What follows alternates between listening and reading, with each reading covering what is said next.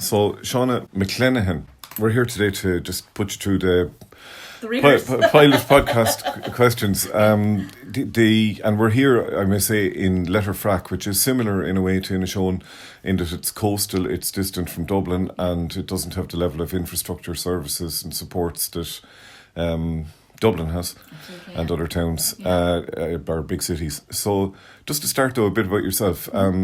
What's the last book you read? Well, I'm terrible at remembering things on the spot, but the last book I read was Create Your Best Life, which actually was written or compiled by a friend of mine in Dublin, and it really is about people making changes in their lives, and a lot of it is about retiring and stuff like that. So it's like, Okay. That does bring me to a question. Say, what are you hoping to change this year in your life? And I know we were here to talk about your development work, but if you're into that kind of self-development also. Well, one thing I really would love to try and change, and I don't know how, because it's just been crazy the last number of years, is to have a better work-life balance. It's just been... Oh, let me know how. When. Okay. I know. Yeah, write an article for Changing Ireland. I know, absolutely. Seriously, if you do crack that one. Yeah, I don't know. Well, that actually Create Your Best Life has some really good insights about people thinking, okay, just imagine it, think about it and do it. So imagine it, think about it and do it. Okay, yeah, well, I can imagine. Like, I've the sun is shining outside. We're in, by the way, Connemara FM studio, but the sun is shining outside. I have a bicycle in the boot and togs in the back of the car, and I have a ton of work to do. I know. And I have a young fella to collect at 9 o'clock from a football pitch, or you know what I mean. But you know what? Your life is spent about juggling so many different things. Like it's hard to do it. But when you crack it, come back to us. Seriously. Oh, well, I hope I do. So read your book, try out the stuff. I'm not too hopeful, but I'm going to try. Yeah. Well, it's your friend wrote the book, so tell her she's written a dud if it doesn't work. So, okay, that's the last. That's very interesting. What's your friend's name, the author, and where can people... Val Quinn. And where can people buy... What's the name of the book? It's on Amazon, actually. So it's called Create Your Best Life. Okay. So it's on. It's available on Amazon, and actually it's a really good cause because the donations from the book, or the proceeds from the book, are going towards getting a guide dog for the blind. So it's a really good cause. She's a great person. So yeah. So moving on, outside of family, name two heroes of yours. Well, okay, as I told you already, I'm really bad about trying to kind of have that time and the space to think, but I was thinking about this last night, and probably people that I admire because of their tenacity to their keeping true to themselves and keeping true to their Go on, the suspense is killing me. Well, recently I had the privilege of being at a conference and meeting with Bernadette McAliskey, so she was really empowering. Okay, so that's one. That's one. Yeah. And Michael D Higgins was the other. Very good. Yeah, so I think that he hasn't lost his touch with reality in his position, and he's kind of made some really good points. And recently, kind of around his position around Gaza is something that's really kind of admirable as well. So very good, thank you. And name one issue that you like. You're working in community development for a long time. Okay, we'll call it a long time. For a long time, and name one issue that was dominant or important or challenging 10, 20 years ago that isn't an issue anymore as much. Yeah, probably one of the things that probably isn't as much of an issue would be early school leaving. So where we are located in the Inishowen Peninsula, there was a strong tradition of... Sorry, I didn't say who you are. You're CEO I'm joint CEO joint CEO in the Inishowen Development Partnership Company. Yeah. With a guy called Andrew who we met yesterday. Andrew Ward is the joint CEO, so So we said, we tossed a coin, but after it was a fix. It was Shauna we wanted. Andrew's larger brown envelope than I could. All he wanted to do was talk about fish as well. Yeah, that's right. No, that's him. He's a bit fish mad. So we just said, Andrew, who said he might even listen to this podcast. That was the threat, yeah. Anyway, well done on coordinating a project for quite some years between the two of you. Yeah. And so early school leaving, you're saying, is not the issue it used to be. And it's not. I think we don't even have to explain it. I mean, let's just leave it there as a statement of fact. Mm-hmm. Can you name 2 or 3 issues in Ireland today that you think are the most serious? Housing, and especially from where I'm coming from in Inishowen, where we have the defective concrete block crisis. is absolutely huge. It's having a significant impact across all members of families and our community. So that's one, and I think that housing in general across the country is a massive issue, and it needs to be addressed immediately.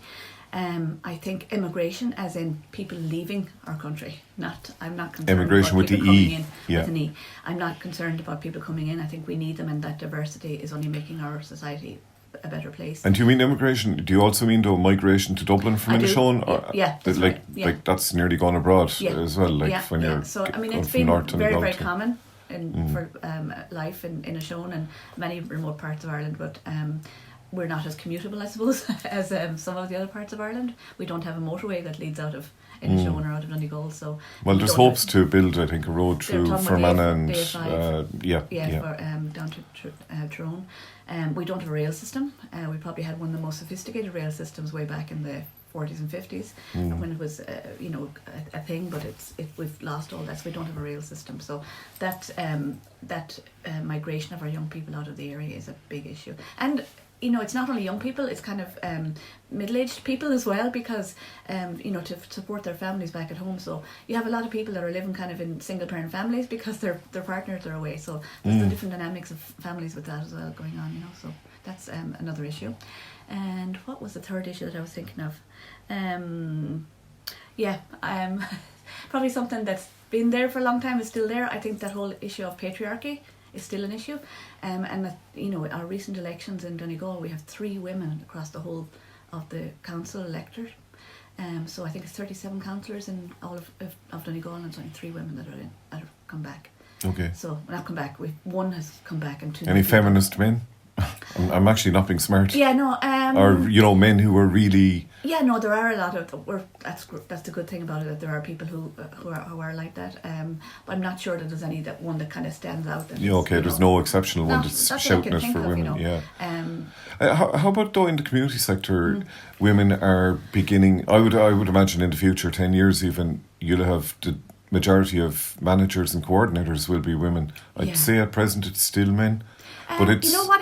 There is a shift, because I was at the ILDN meeting, network meeting, the Irish Local Development Network meeting there last week in Wicklow, and it was funny to see that shift, because I've been around for a long time. I've been a manager or CEO since 2002, so I've been going to those meetings for a long time. So there has been a shift, and it is a shift now. It's much more balanced now, and so that's good to see. But in the sector generally, I think it's predominantly women that I'm seeing coming forward. Yeah, and we could do with more men, obviously. Yeah, definitely. And even in our workforce, it's predominantly women. And that's not good. That's We a need to worry. have that balance. It is a worry. I even look.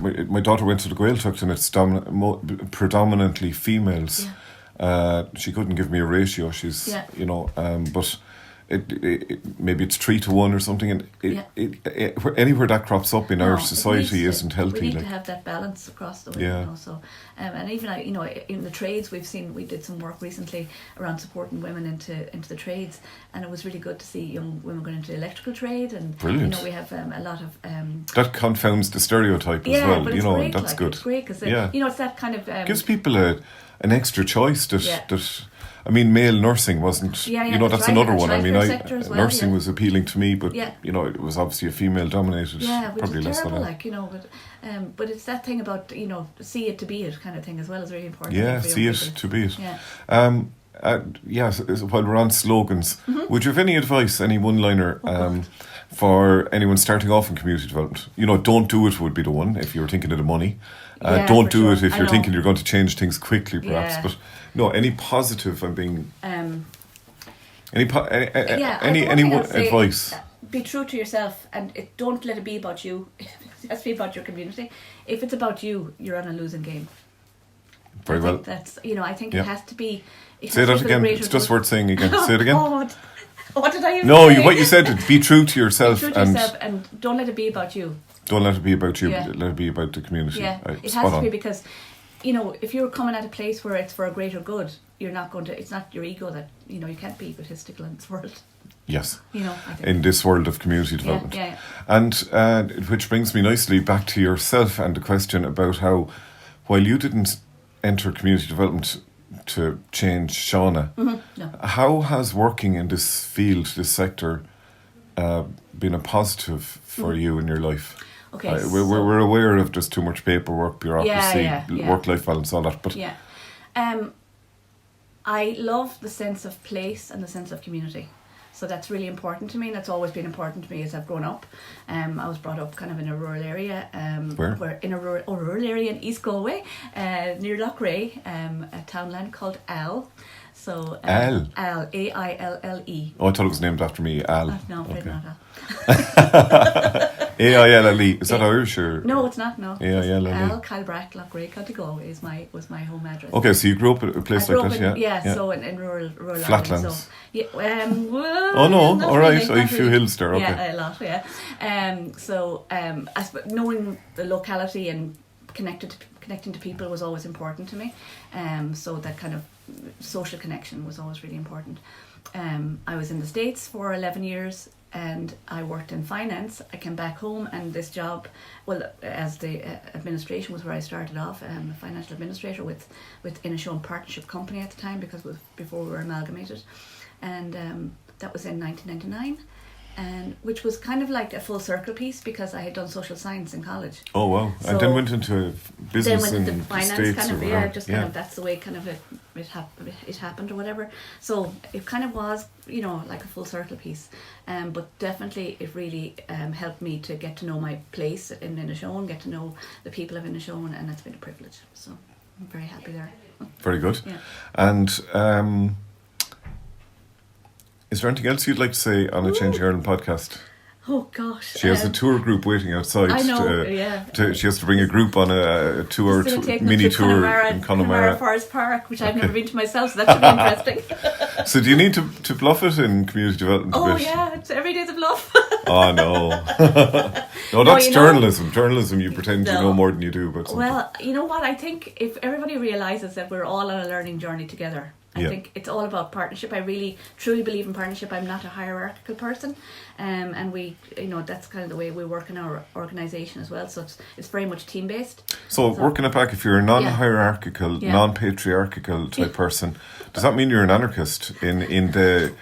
Well, when people hear of anarchy, they think, Rome burning down. Yeah. Are you an anarchist then, No, I'm politically? not. I hate conflict as well. So I don't know where I am in all of this. I'm just at this You don't like dilemma. conflict either? I don't like conflict. So, Interesting. But I can probably make my point if it needs to be made. I will make a point.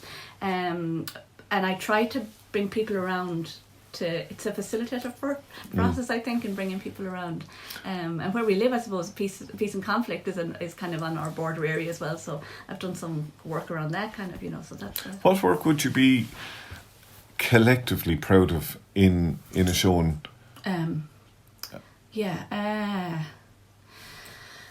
Like you say, peace and conflict work. Part of that work would be important because we're always seen as a neutral space because we're across the border.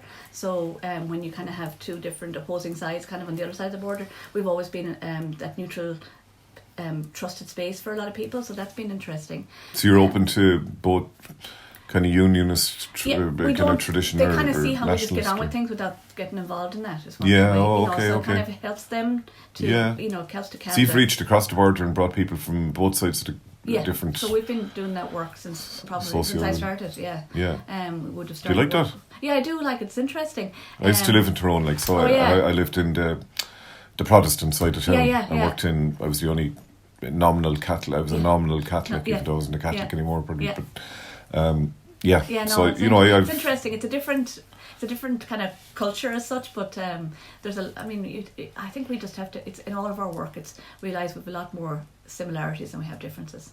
Yeah, which is easier to do during peacetime too.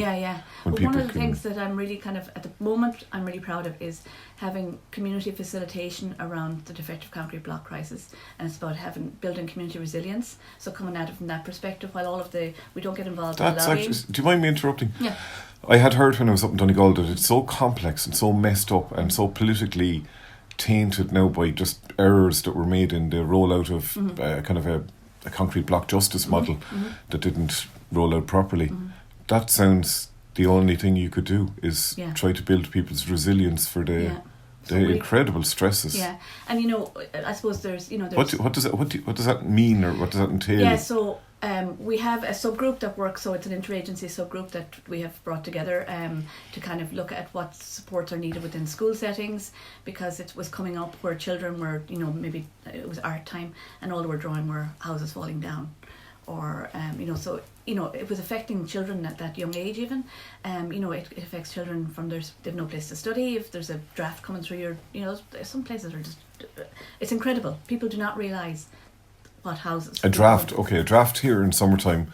Yeah. In Ireland, when it's 20-something degrees outside, grand, but a draft in North Donegal in December. You have a draft coming through your wall in Malin. You can't heat it. No, it's impossible. Yeah.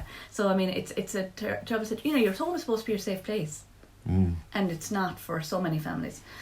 So it would be not being able to support children to have something outside of that as well, and maybe to bring them to a safe space.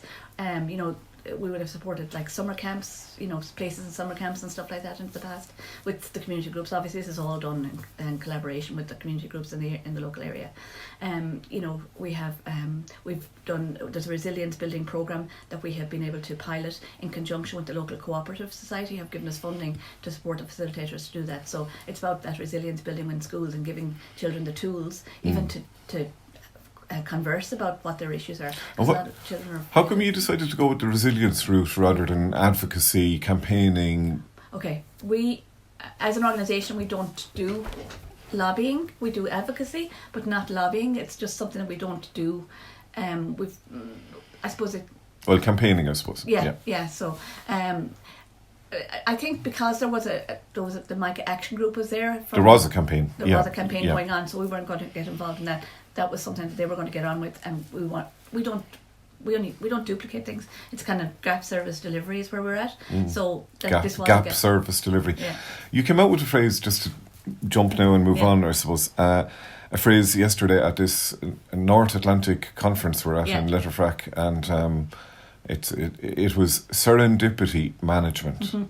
I heard that at a meeting at I'm on the II Inishowen Innovation Hub in Buncrana. There was an advisory board meeting there last week, and I heard that term, and I was like, I am going to use that term in the future. I know I am, and then I did on yesterday. So now you've been cutting the hop. So what's it mean? So really, serendipity management. So, I like saying serendipity is like things happen, kind of spontaneously or for a reason or whatever. It's when the universe collides or comes together. Okay. So it's about joining the dots. Really, is what it is. So you kind of see opportunities in your different parts of your work, and you join them together. So that's what that is. It's not. It sounds like a contradiction, but very good. But it's just about joining the dots, really, and that's there's so many people working in silos and working in different parts. It could be done a lot better if there was more collaboration. So that's really what that is. It could be done better if there was more collaboration. And I do remember you yesterday saying in your talk that local development companies, you're going on your own experience, and you've plenty of it, they're based in reality locally. They're based in local reality. Yes, yeah. So it's about local solutions for local issues. So that's kind of a catchphrase, but I just liked that. Yeah. You weren't trying to catch anyone's attention there, but I just thought, you're. Yeah, it's real. Yeah. Maybe some are better than others. Is Inishowen one of the best? Oh, yeah. Absolutely. And I suppose just to wind up, I didn't ask you about sport. Oh, God. Do you have a sport or a hobby, an activity? I mean, you're taking a group on a walking tour now. Are you a walker or a swimmer? I love walking, actually. I have a little dog. We have a little dog, so I love to walk. I'm lucky enough to live right across from a beach at home, so it's great. We're lucky. And that was a godsend during the pandemic. It was great. You have your own beach? Well, not our own beach, no. I'm sure. Well, I went up to Donegal and I had the whole beach to myself. There's so many great. of them. Yeah, no, it's beautiful. Now, there was snow, there was hailstones and snow, so maybe that was why I had it to myself. Well, Christmas Day on the beach was a great place. Yeah. After a big feed or working up a feed. Give us the board Fáilte Inishowen bit now. Why should we all go to Inishowen? It's not on the way to anywhere. It is the destination. And you went there from Galway, so you're a convert to blow in. Absolutely, yeah. What has Inishowen got for it that's it's special? It's the people are predominantly what's really special. But no, we've got a fantastic coastline that's untouched. The fact that it's a peninsula is... It's really great actually for us in our work because we've got a confined space, albeit that it's 40,000 people. But it's got a really good sense of identity. There's a lot of culture is very strong there, as in music. The music culture is really, really strong. They're kind of making their name in the film industry now. So it's got a lot of potential. A lot of really creative people there, good people and resilient people because they've been living in a border area as well, so they've seen that. But no, resilient people who have had to do things for themselves because we're so peripheral, kind of, you know. So yeah. That gives me the perfect line to end on. So I hope the 40 people waiting for you outside from around the world are resilient and are able to do things for themselves. Because I've delayed you by 6 minutes on giving your tour. See a crowd out there now, actually, but Changing Ireland, Changing Ireland anyway. Readers would be and listeners would be delighted that you give us your time. Well, thank you for the opportunity. No, great. Yeah, thanks, great. Shauna. And keep up the great work. I love the magazine. Tell us more. What? You like the magazine, do you? Yeah, no, it's great to see it coming in. I love seeing it coming in. Yeah, it's good to see. Were you not upset when you saw loads about Donegal local development companies working nothing about Inishowen? As long as it's profile local development work, I don't care. What could we do better in Changing Ireland, or more of, or less of? No, I think you're doing a good job. I think, you know, for us, social media has brought us closer to a lot of people. But it's all different cohorts, so you have to kind of tailor it for where your audience is, don't you? Yeah. So no, you're doing good. Keep going. Keep going. Yeah. Thanks very much. All right, thanks a lot. Great. Okay. Good stuff.